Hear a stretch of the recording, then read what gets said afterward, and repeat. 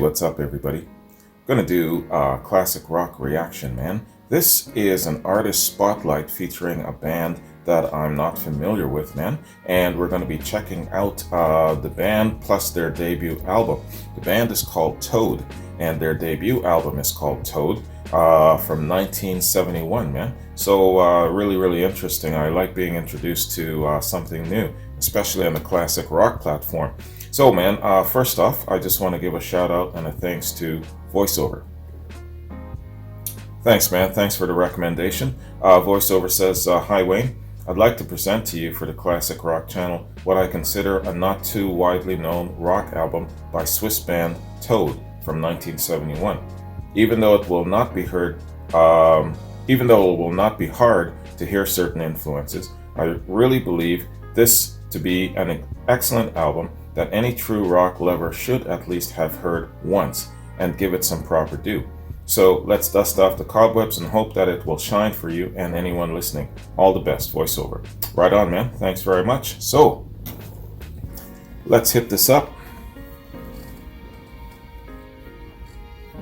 Toad, their debut album.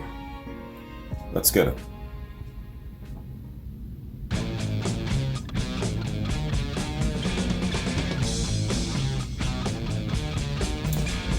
Cottonwood Hill. I like it already. Cheers.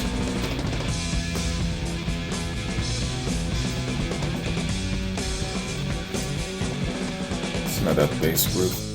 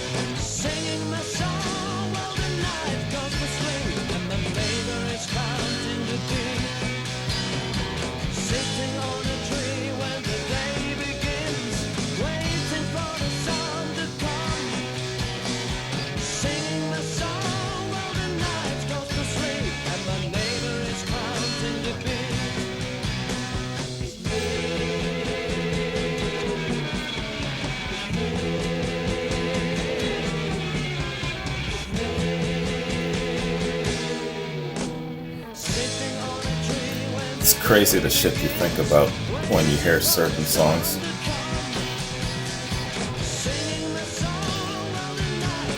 I lived in a really excellent condo complex about 5 years ago.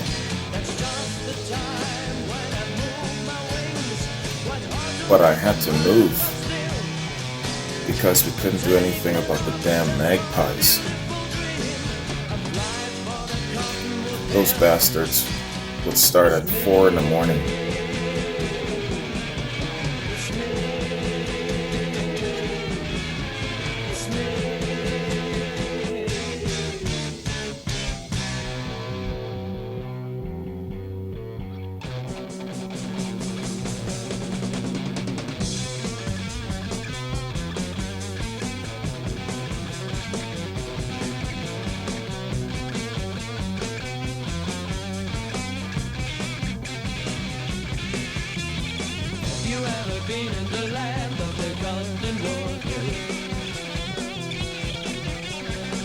you ever been in the land of the golden hill? Have you ever been in the land of the golden hill? Have you ever been in the land of the golden hill? Have you ever been in the land of the golden hill?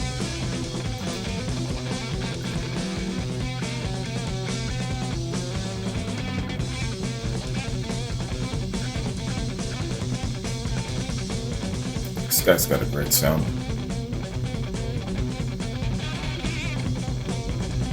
Good guitar work. Excellent bass grooves. Rhythm section is tight. Singer is on point and clear.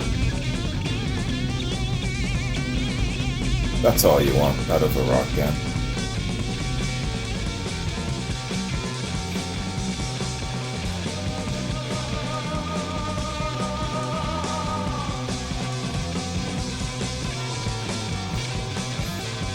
And stretching the hell out of that song. Good structure too.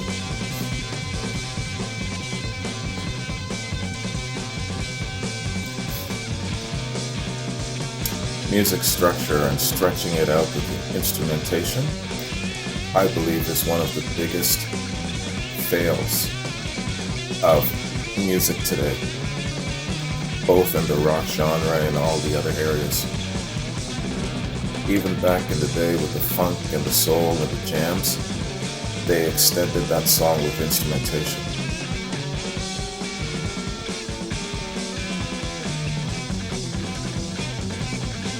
This is excellent.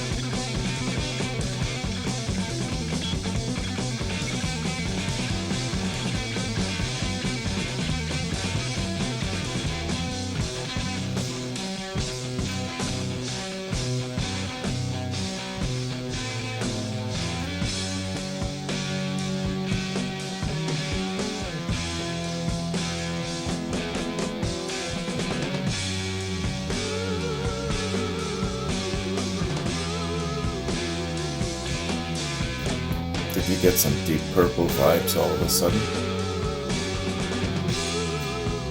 Child in Time?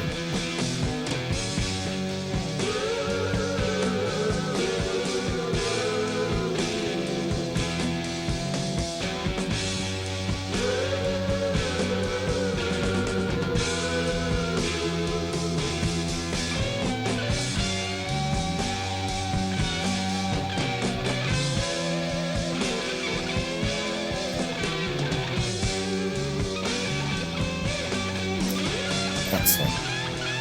It just keeps going.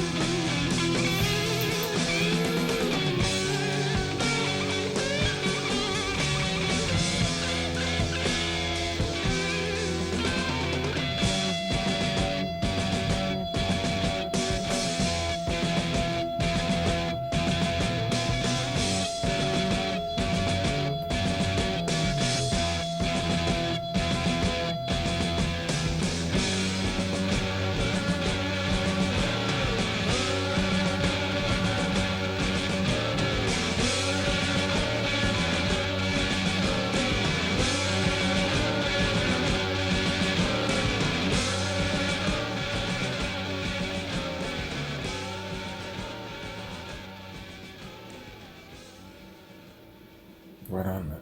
That was excellent. That is an excellent song. A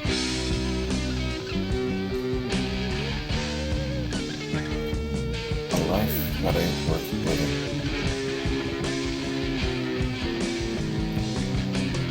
He's been on the road for nearly all his life. Never a moment of peace. Nowhere to go, no one to turn to. Doesn't anybody love to see him? Sleeping in the cold, stealing for a living. All he's ever feels is anger and fear. Maybe he'll live, maybe he'll die, but it doesn't really matter anymore.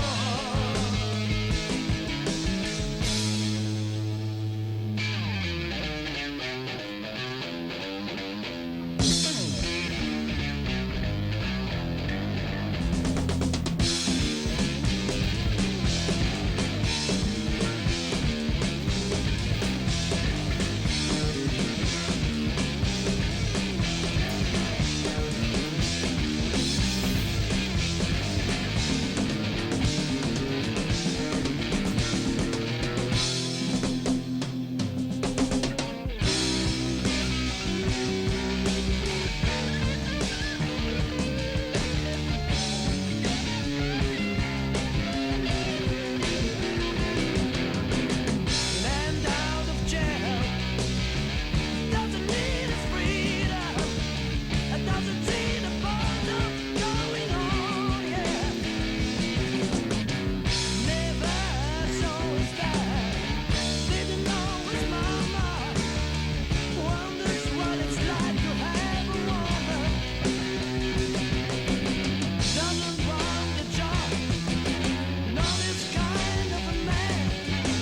9 to 5 is not this kind of scene. He ain't really mean, he ain't really greedy.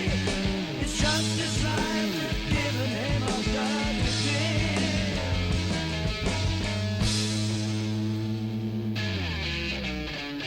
Somebody's very disillusioned. Not necessarily mad at the world, but very disillusioned.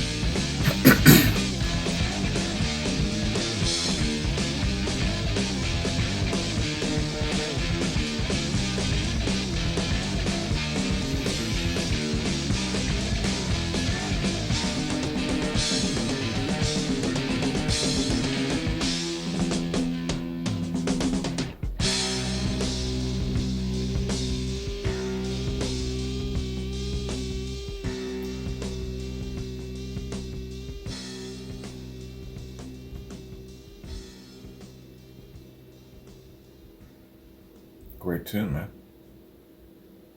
I was expecting them to stretch it out with the instrumentals like the first song. This guy's got a great sound. Speaking of Deep Purple, I would say that they're comparable to the Deep Purple, the early years featuring Rod Evans. Even kind of sounds like Rod singing a bit.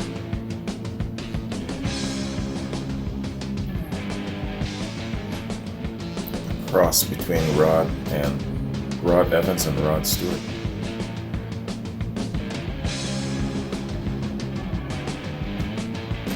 Tank.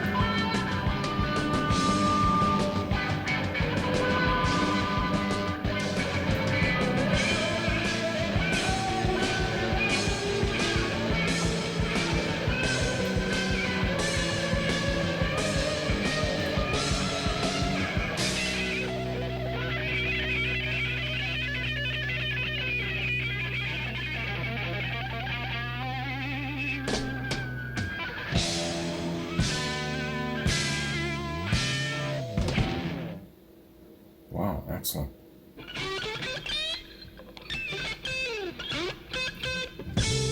Talk about a guitar-led rock band.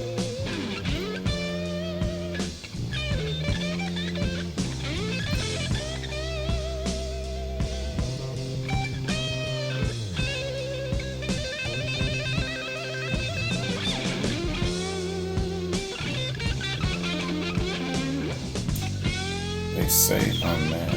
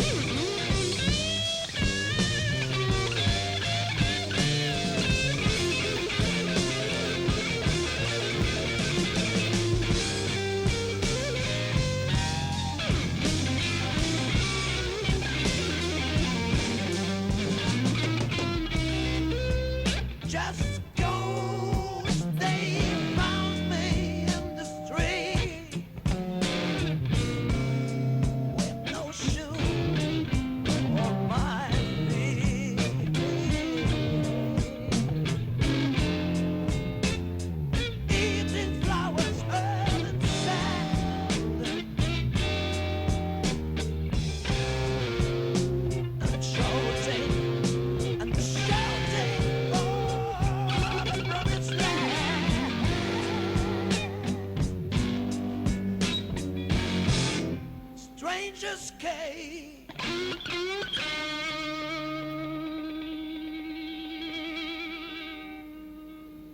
They never had.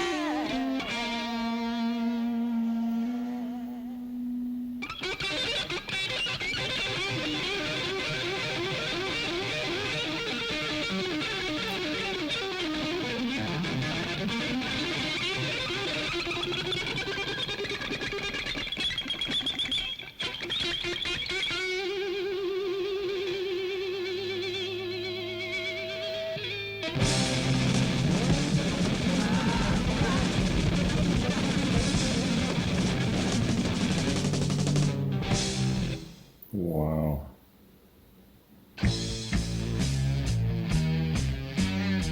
What was I talking about? The structure of a great rock song and stretching out the instrumentals. And they did all of that shit and more.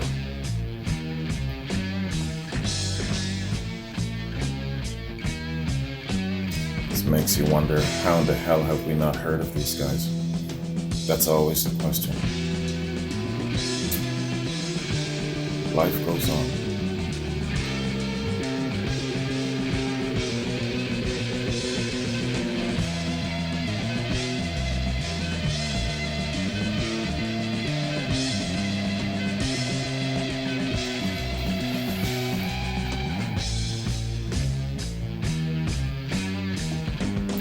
I don't know what I am doing.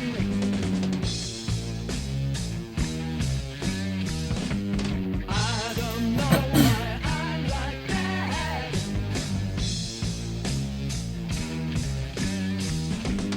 People, they just don't accept me.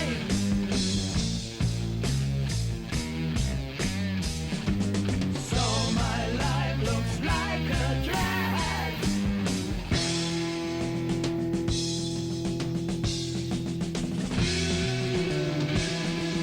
Please don't hold me down.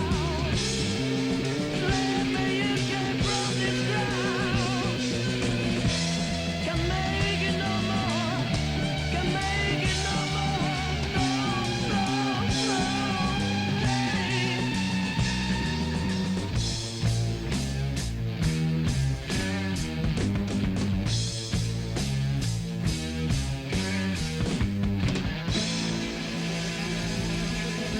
This is something Black Sabbath could have done with Ozzy.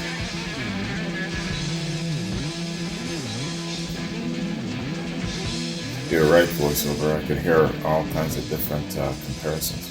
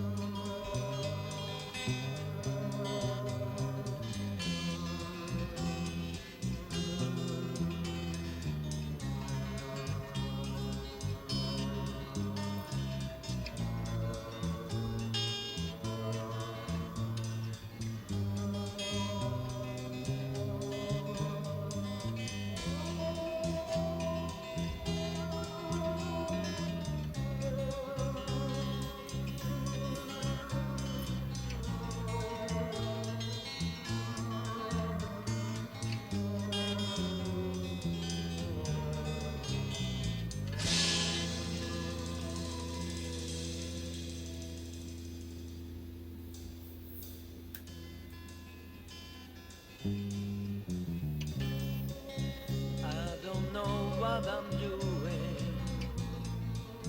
Don't know why I'm like that. Maybe you will understand when you're getting older. I don't want to make your life that hard.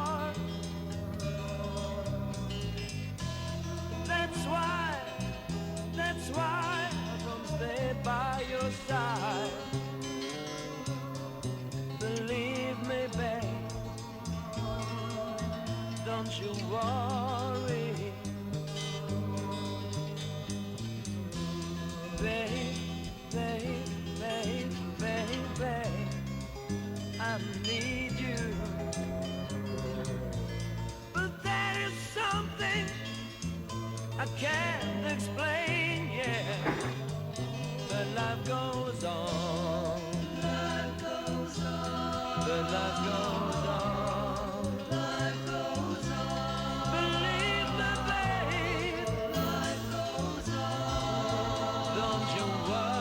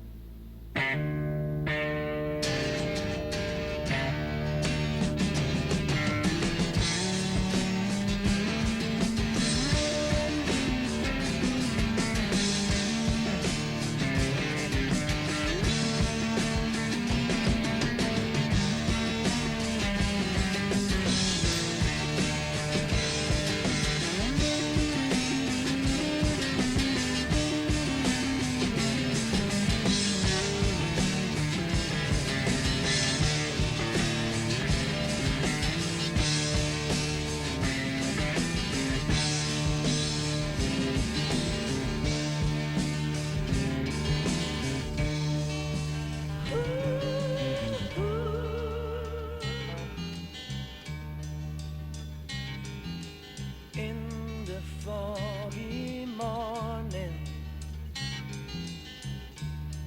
many people pass away, and many more awaken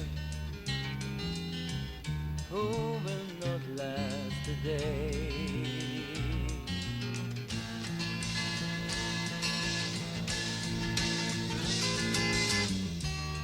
And so lifespan is over,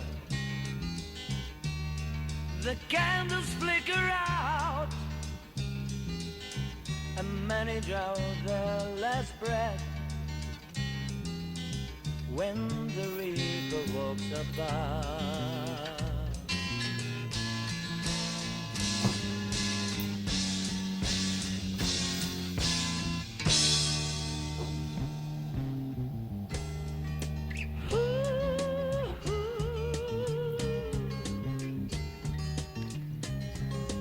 You know the whole world over, babies are born to die. They're dying from the first time they don't breathe and cry. Oh, yeah. No one stops to wonder, should it be this way? When the reaper sends the fear, someone has to pay. When the reaper sends the fear.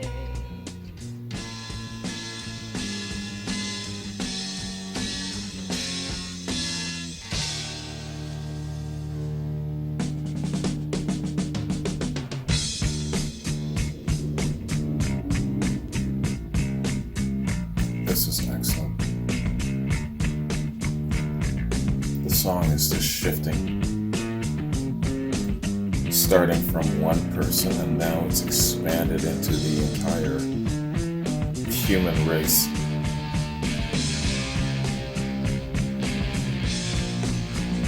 Pondering our existence.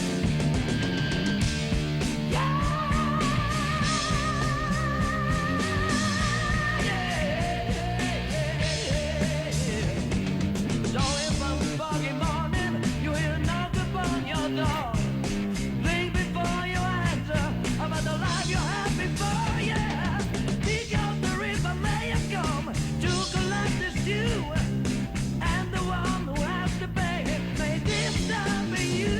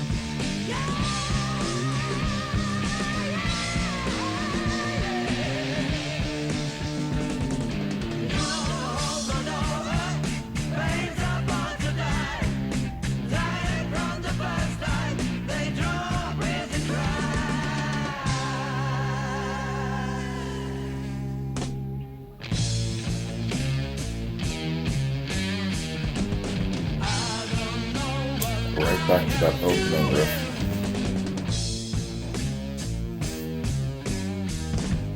I don't know why I'm like that.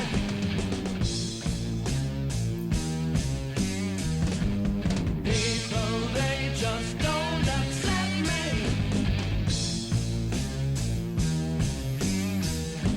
So my life looks like a drag. I visualize him just chilling, lying on his couch, looking up at the ceiling, thinking about all of this, you know? Don't move me down. Let me escape from this ground. Taking stock of everything. Can make it no more. Can make it no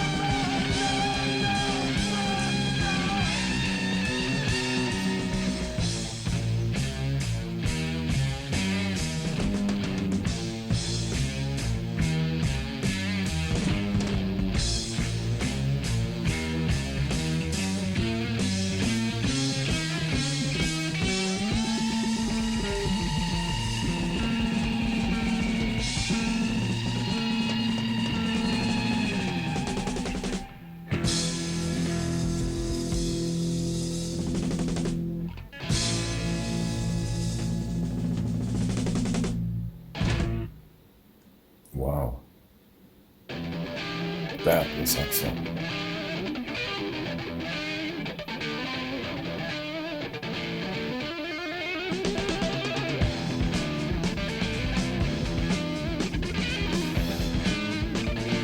Pigs walk. listen to that thing. That's the way it talks.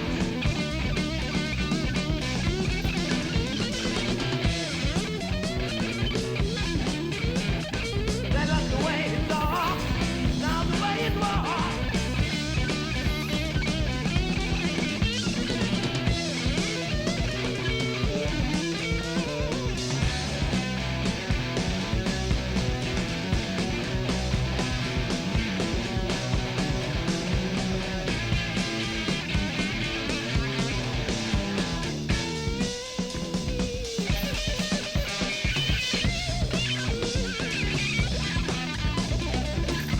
Excellent.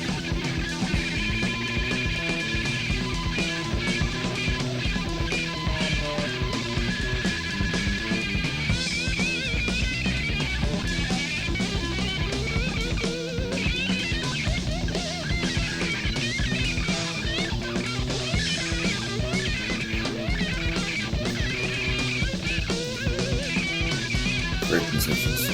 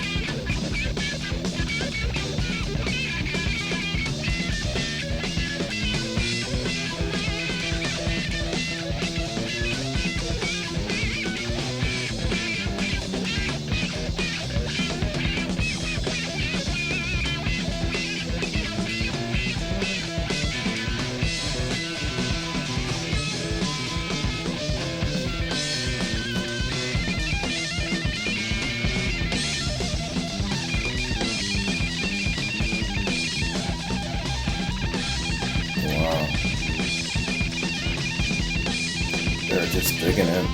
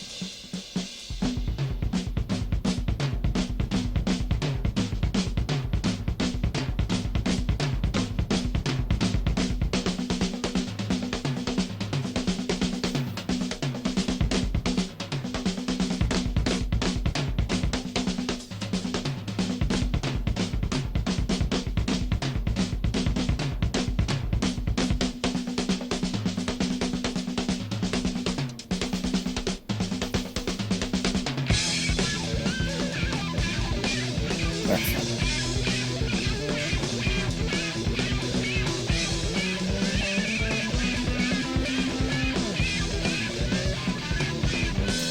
They're a great jam session band. I'd love to see them live, just going off, being there.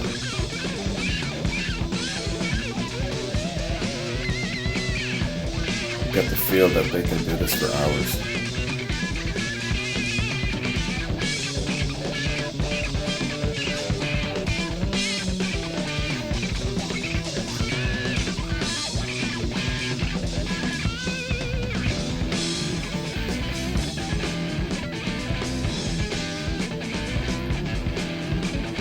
That's the way to live. That's the way to die.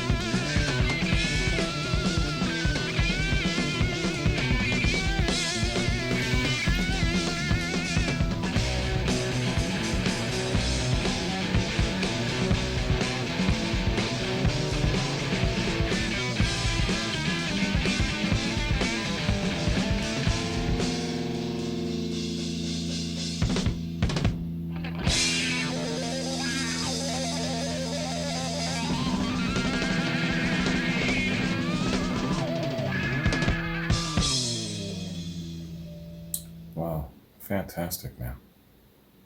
These guys are on point with their instrumentation and the song structure and stretching it out. That was excellent. You know the one I mean, the one you've never seen. She ain't hiding, she's just passing the time. Till 1984 or so, if she doesn't realize before.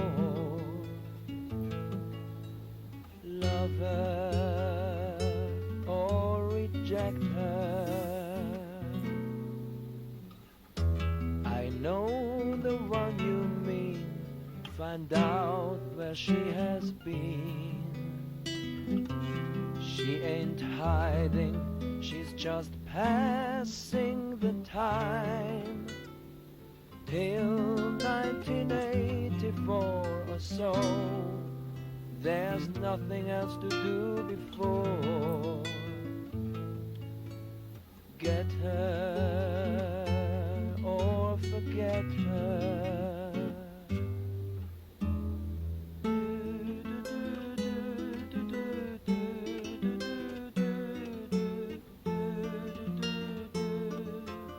Maybe she's dead, maybe alive.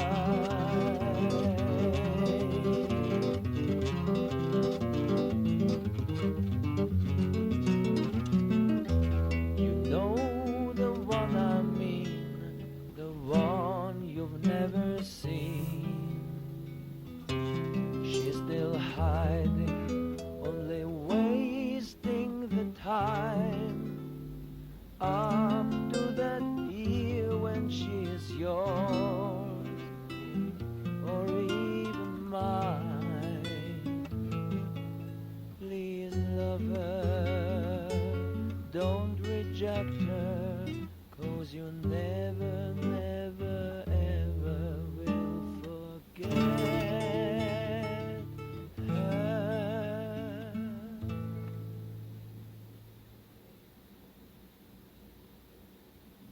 Wow. I was expecting it to break out into some strong pounding instrumental, but that's okay.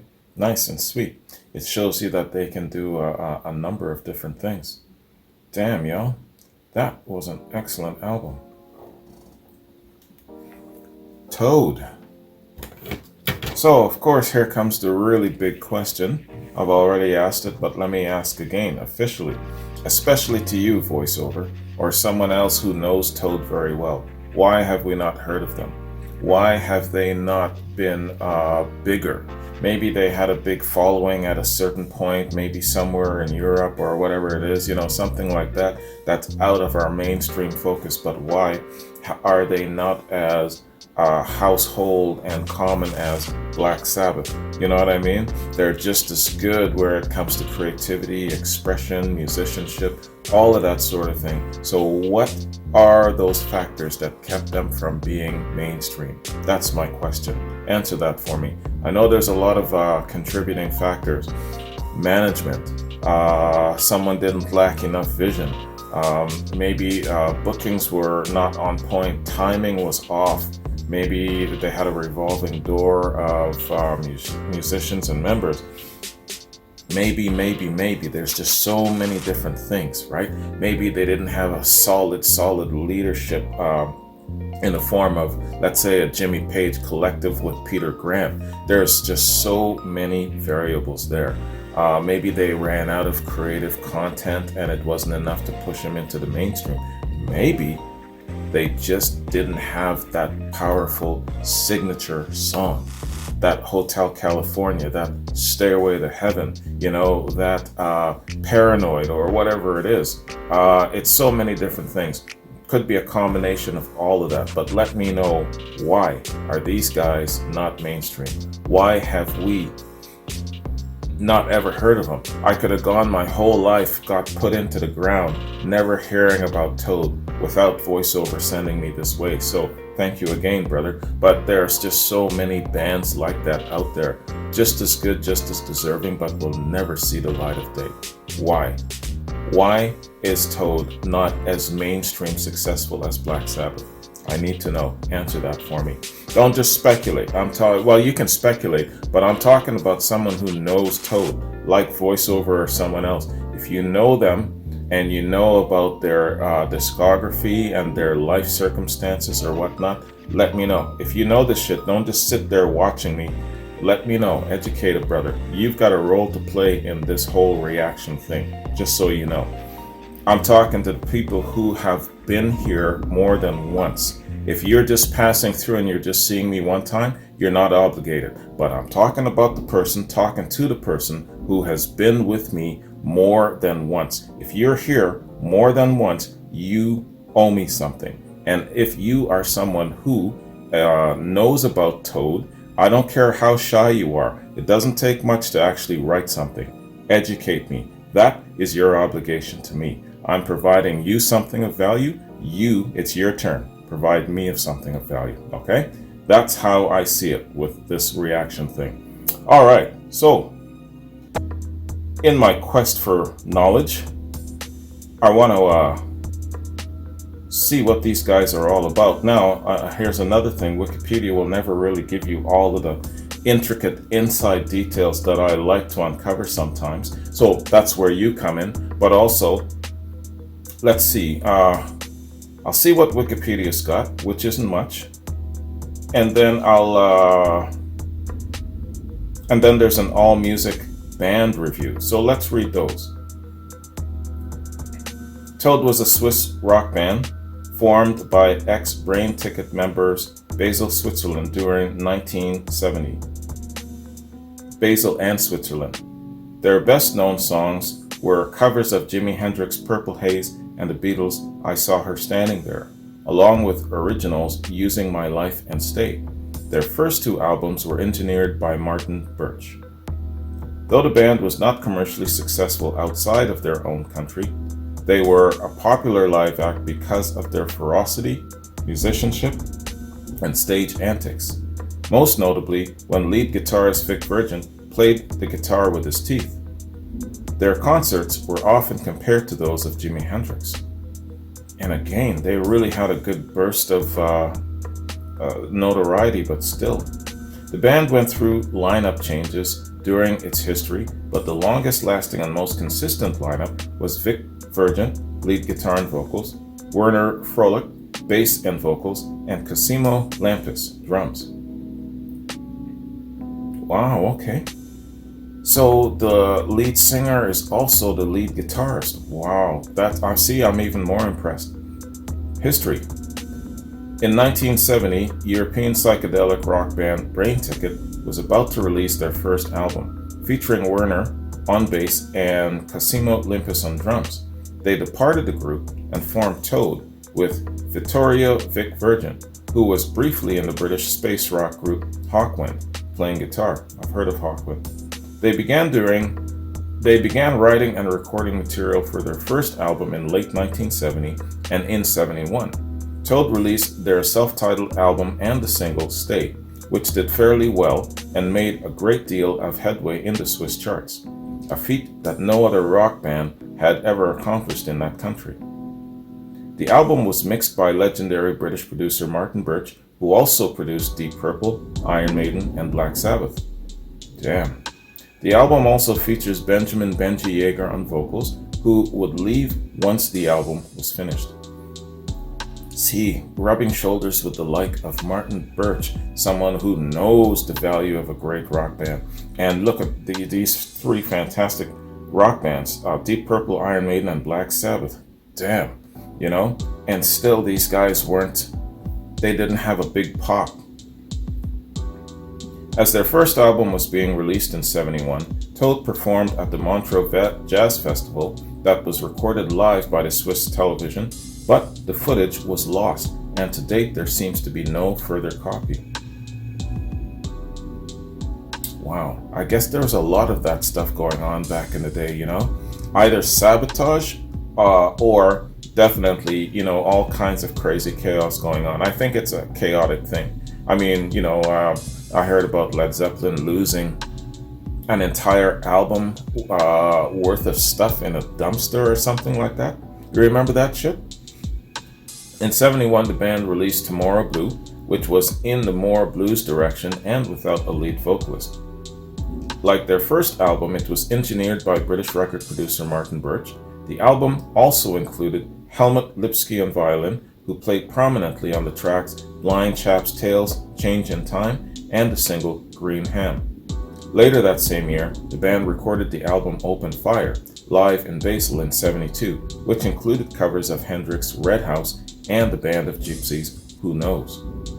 Yeah, man, their musicianship, they will definitely do those tracks great justice. I'd love to hear them. They waited until 74 to release their third album, Dreams, which featured the popular single Purple Haze. After that, their history remains largely undocumented, except for a live album recorded in Geneva during 78 and a studio album released in the early 1990s with different versions of the band. The rest of the 70s and 80s were spent appearing on a few compilations, releasing live albums and performing, while slowly fading into relative obscurity. That takes me back to early, I guess within the first 6 months of my channel, when I was featuring the Canadian Rockers series. And a big theme of that rock series was the question, why do Canadian rock bands not have the same kind of notoriety as British and American rock bands? And my follow-up question to that was, is it because they didn't stray far from home? It seems that Canadian rock bands, to me, just stick too close to home. With the exception of Rush, Bryan Adams, and a couple of other acts that made it big and had a big pop, it doesn't seem like a lot of them, just as good, don't seem to venture far away from home.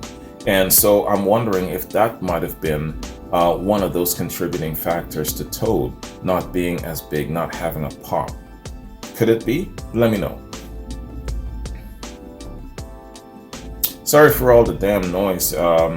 They're changing out all of the bins in our condo complex here. There's like 3 or 4 buildings in one huge complex, and the bins are constantly being changed out.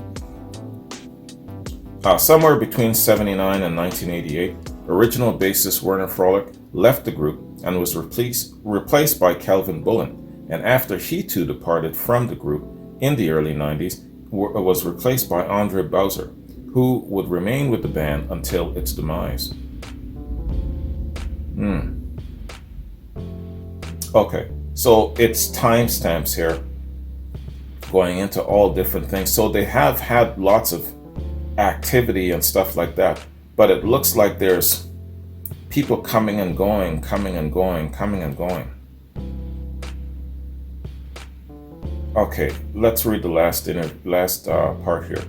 The band never achieved great success outside of their own country, but were influential on the Swiss heavy metal movement during the 1980s, influencing Crocus and Celtic Frost. They've seen renewed interest in the early 2000s among the European hard rock scene. Their albums have been re-released and remastered for new generation of listeners, and a CD box set packaged to look like miniature vinyl records was released. Okay. Maybe someone didn't say, "Hey, Toad, you know, I'm sure that you guys are enjoying your life and your success here, but you know, there's a big world out there, and we got to get you mainstream. We got to get you out, not just in the European market overall, but we got to get you into the international market. We got to get you over into America, man. What do you think of that? You know, we got to focus on that, make a focused, consistent, solid, driving effort. You know, go over and do some marketing and be part of Woodstock. Be part of all of these different festivals. Be part of a collective of bands. Rub shoulders with, you know, all of these great acts, not just cover them. You know, I know they've covered Hendrix, so maybe they needed somebody like that to just get them over, pull them over. Or maybe they didn't have that one signature hit song that would open doors for them and invite them over. You know what I mean? I don't know the music industry to that degree, but I wonder. Anyway, holy cow, yeah, man.